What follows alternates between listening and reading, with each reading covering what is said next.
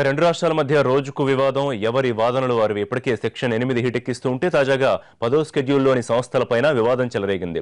రెండు ప్రభుత్వాలు పంతాలకు పోతుండడంతో వీటి విషయంలోనూ కేంద్రం జోక్యం తప్పేలా లేదు.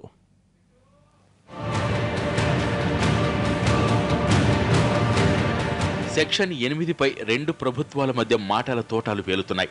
ఈ సమయంలో తాజాగా షెడ్యూల్ 9, 10 సంస్థలపై వివాదం తెరమీదకొచ్చింది. కొన్ని రోజుల క్రితం ఉన్నత విద్యామండలి ఏపీకి చెందిన బ్యాంకు ఖాతాల స్తంభన, ఇతరతర అంశాలు కోర్టుకు చేరాయి. దీనిపై తెలంగాణకు అనుకూలంగా తీర్పు రావడంతో సుప్రీంను ఆశ్రయించింది ఏపీ సర్కార్. ప్రస్తుతం ఆ వివాదం సర్దుకుంది. అయితే 9వ షెడ్యూల్లోని సంస్థల విభజన కోసం కేంద్రం ఏర్పాటు చేసిన షీలావేడి కమిటీ 31 సంస్థల మినహా మిగిలిన వాటి పంపకాలు పూర్తయ్యాయని ప్రకటించింది. వీటిలో ఆర్టీసీ, ఏపీ డైరీ డెవలప్మెంట్ వంటి వాటి అప్పులు, విభజన వ్యవహారాలు తేలాల్సి ఉంది. ఇక షెడ్యూల్ 10లోని 147 సంస్థల విభజనపై ముందడుగు పడటం లేదు. విభజన జరిగిన ఏడాదిలోగా రెండు ప్రభుత్వాలు ఓ ఒప్పందానికి రావాలని, లేదంటే కేంద్రమే నిర్ణయం తీసుకుంటుందని విభజన బిల్లులో చెప్పారు.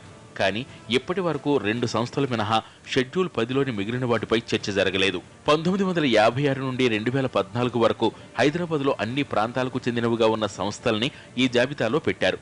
అయితే వీటిపైనే ఇప్పుడు వివాదాలు మొదలయ్యాయి. తాజాగా హైదరాబాద్ ఎంసీహెచ్ఆర్డీలో ఉన్న centre for good governance director జనరల్ను ఏపీ ప్రభుత్వం నియమించడం హాట్ టాపిక్గా మారింది. తెలంగాణకి చెందిన అధికారి శివశంకర్ అదనపు బాధ్యతలు నిర్వహిస్తుండగా ఏపీ సర్కార్ మరో అధికారిని నియమించడాన్ని టీ సర్కార్ తీవ్రంగా తప్పుపడుతోంది. ఈ పరిస్థితుల్లో సెంటర్ ఫర్ గుడ్ గవర్నెన్స్ దగ్గర భారీగా పోలీసు బలగాల్ని మోహరించారు.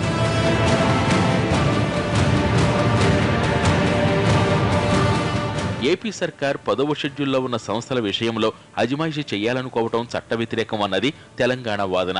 ఈ షెడ్యూల్లో 107 సంస్థలను పొందుపరిచారని, వీటి విషయంలో ఏ విధంగా వ్యవహరించాలో సెక్షన్ 75లో చెప్పారంటోంది.